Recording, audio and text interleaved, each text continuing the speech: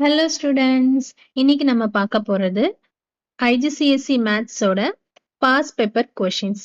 Okay, first question, right down the order of rotational symmetry of this regular octagon. இந்த shape வந்து octagon அப்படிங்கிறது எல்லாருக்கும் தெரியும்.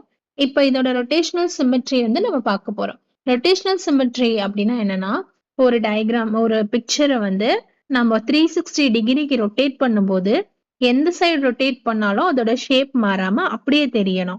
அது அப்பதான் வந்து அது ரொட்டேஷனல் சிமெட்ரி 1 2 3 அப்படின்னு நம்மளால கவுண்ட் பண்ண முடியும்.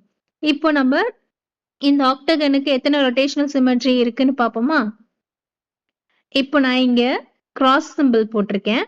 அதுதான் வந்து இப்போ நம்ம அது 360 டிகிரியை வந்து மென்ஷன் பண்றதுக்காக அந்த கிராஸ் சிம்பிள் போட்டிருக்கேன்.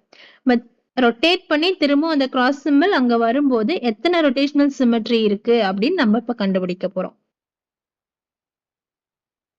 1 ரொட்டேஷன், சிம்பிள் வந்து அதே மாதிரி தான் தெரியுது, எந்த சேஞ்சஸும் இல்லை. ஸோ 1, இது 2,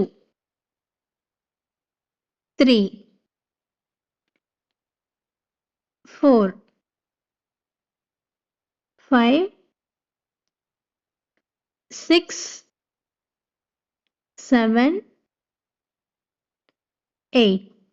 இப்போ நம்ம ரொட்டேட் பண்ணி அதோட ஒரிஜினல் பொசிஷனுக்கு கொண்டு வந்துட்டோம்.